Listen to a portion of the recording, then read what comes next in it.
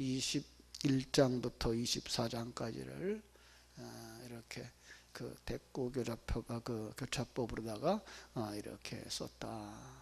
하나는 죄, 그 다음에 드러나는 용사들, 그리고 찬양, 또 거꾸로 되면 찬양, 그리고 그 용사들, 그리고 이제 다윗의 죄, 이렇게 되어지는데, 오늘 그 다윗의 용사들에 대해서 오늘 함께 말씀을 나누게 되는 부분입니다. 이 다윗의 용사들이 지금 싸우는 싸움의 대상이 블레셋이라고 되어져 있죠.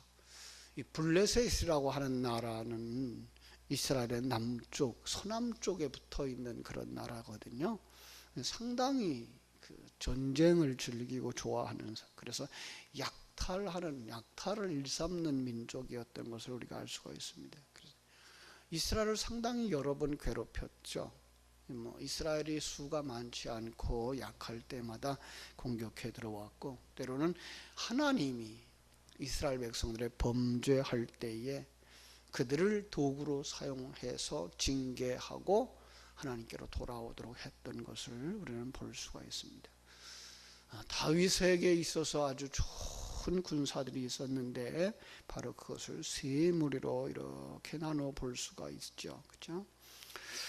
그 강하고 아름답고 그리고 풍성한 나라가 되는 데는 다윗 혼자만의 힘으로 된 것은 아니었다라는 걸 이렇게 밝혀주고 있는 것을 우리가 보게 됩니다. 세 무리라고 볼 수가 있는데요, 군사를 이렇게 셋으로 나눴어요. 8절에서부터 12절까지 나오는 아주 강한 힘과 능력을 가진 용사가 나오죠. 요셉 바세벳이라고 하는 사람, 엘르아살이라고 하는 사람, 삼마라고 하는 사람이 이렇게 등장하는 것을 볼 수 있고요. 그런가 하면 이제 그 13절부터 17절까지 나오는 목숨 걸고 적진을 통과해서 가서 베들레헴 성문 곁 우물물에 가서 물을 기르다가 다윗에게 바칠 만큼 충성스러운 그러한 세 용사가 나오죠. 그런가 하면 이제 13절에 나오는 30명, 그죠? 30두목, 이들이 바로 용사들이었다라고 말할 수가 있습니다. 이런 세 부류의 용사들이 다윗을 도와서 충성을 다하고 국가를 위해서 자신의 생명을 조금도 아까워하지 아니하고 참 다윗에게 순종하고 이스라엘을 위하여서 힘쓰고 애쓰는 이런 애국자들, 용사들에 의해서 이스라엘은 그 당시에 점점 강해질 수 있었던 것을 우리는 알 수가 있습니다. 그렇습니다. 아무리 작은 전쟁이라고 해도 그 전쟁엔 생명이 걸려 있는 거죠. 여러분, 우리가 지금 살고 있는 이 시대를 영적 전쟁 시대라고 할 때 우리의 싸움은 찬송가에서 부른 것처럼 혈과 육에 관한 것은 아니지만 영적인 전쟁, 사느냐 죽느냐의 전쟁이라고 하는 사실을 우리가 잃어버리면 안 됩니다. 우리는 정말 매일 매 순간이 이렇게 사단과의 전쟁, 하나님의 나라를 세워나가는가 아니면 사단에게 속아서 끌려가는가, 여기에 아주 치열한 전쟁이 일어나고 있다는 사실을 잃어버리면 안 됩니다. 사람들이 평안함을 좋아하고 조용한 것 좋아하고 그럽니다마는 사단은 그런 것 가지고 들어와서 우리를 하나님의 나라에 관심을 가지고 하나님의 나라로 완성되어져 가는 그러한 사람들로 준비되어지는 일들을 회방하고 있다는 사실을 아셔야 됩니다. 그래서 우리는 몸이 불편하고 조금 고달프다고 할지라도 이 영적 싸움에 앞장서고 그리고 하나님의 나라를 향해 달려갈 수 있는 사람들이 되셔야 할 줄로 믿습니다. 바로 여기에 그렇게 충성스러운 용사들을 오늘 살펴보는 것입니다. 자, 오늘 8절은 누구를 이야기하죠? 8절은 요셉 바세벳이라는 군장이죠. 군대 장관이죠. 지휘관이죠. 지휘관에도 그 중에 가운데 두목이 있었어요. 그는 단번에 800명을 쳐 죽일 만큼 아주 힘 있는 용사였던 것을 알 수가 있습니다. 그런가 하면 이제 9절에 나오는 사람이 있죠. 그죠? 9절에 나오는 사람. 엘르아살. 블레셋과의 전쟁에서 이스라엘이 후퇴를 할 때에 낙심한 용사들에게 용기를 북돋아 주면서 앞장서서 싸웠던, 크게 승리하게 했던 장군.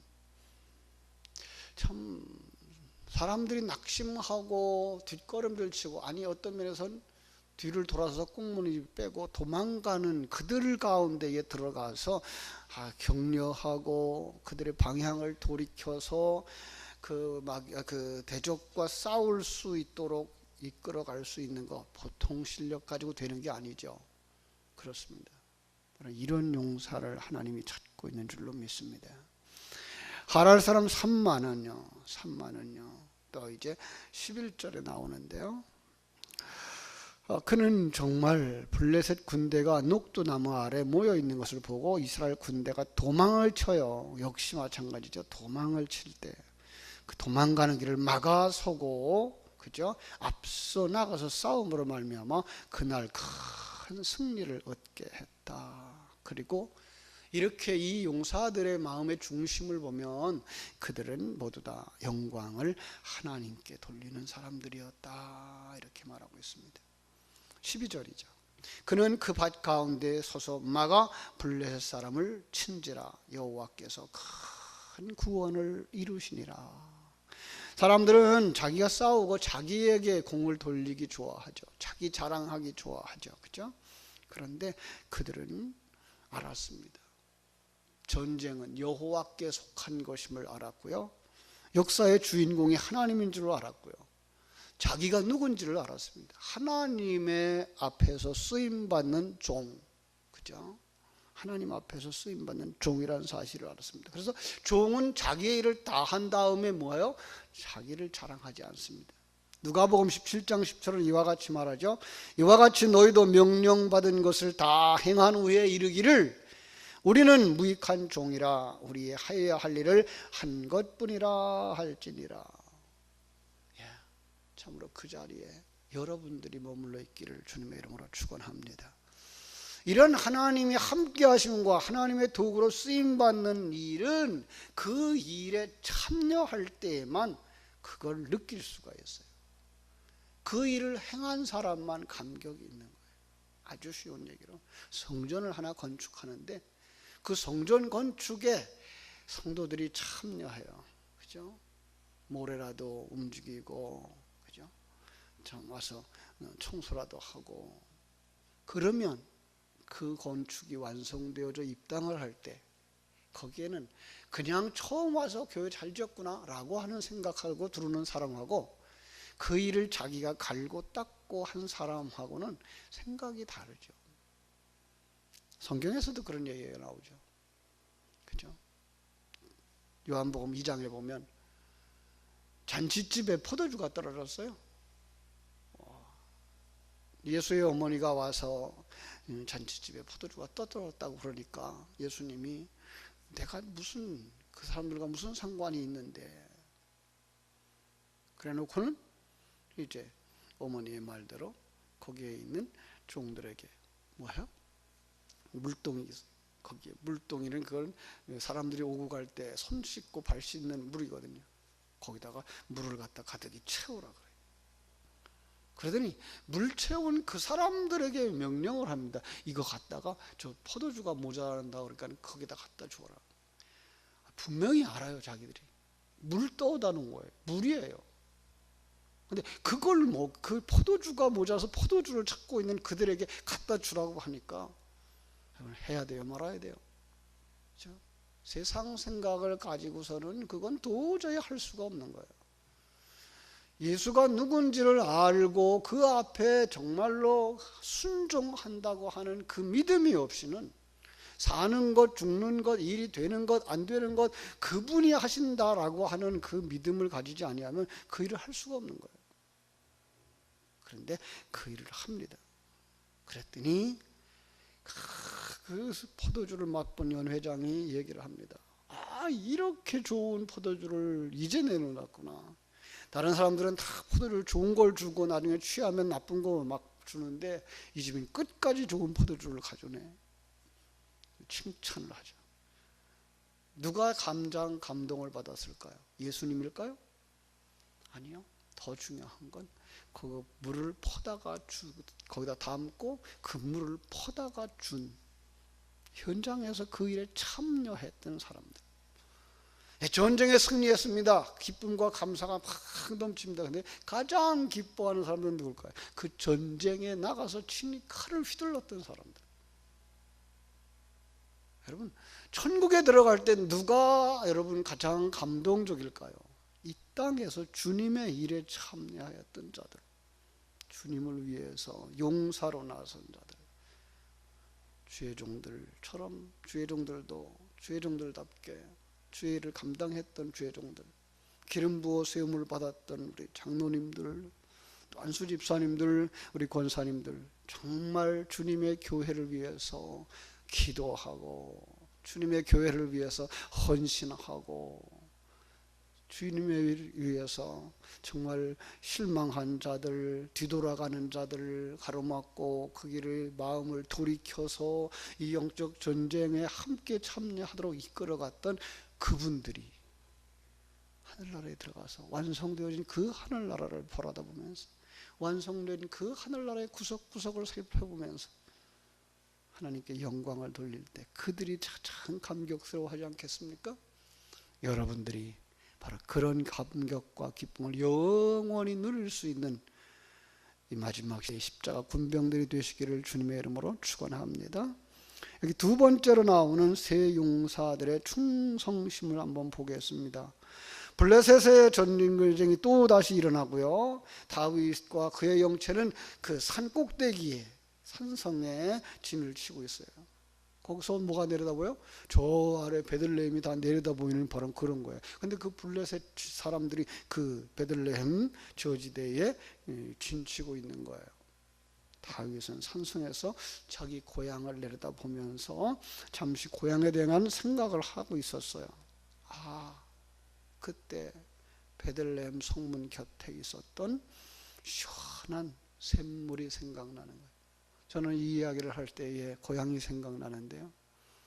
저희 고향은 그렇게 많은 무리가 같이 사는 동네는 아니었어요. 그렇지만 우리는 그 동네 속에서도 한쪽 구석에 이렇게 한 서너 집이 있었던 거기에 우리가 살고 있었는데, 그 바로 아래 내려가면 정말 시원한 샘물이 있었어요. 얼마나 물이 좋은가 하면 겨울에도 4도, 여름에도 4도. 겨울에는 김이 무럭무럭 나요. 밑에서 모래알이 솔솔솔 올라오면서 따뜻하죠. 겨울에는 세수하러 거기까지 내려갈 수 있어요.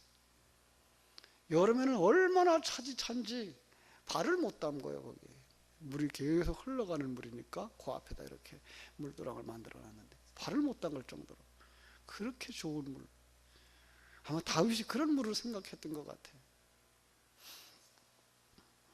우리 동네는 옛날부터 물이 적은 동네라서 처음 우리 동네에 왔을 때 정말 물 때문에 고생 많이 했고 그 물을 많이 생각했었는데, 다윗이 그러지 않았을까?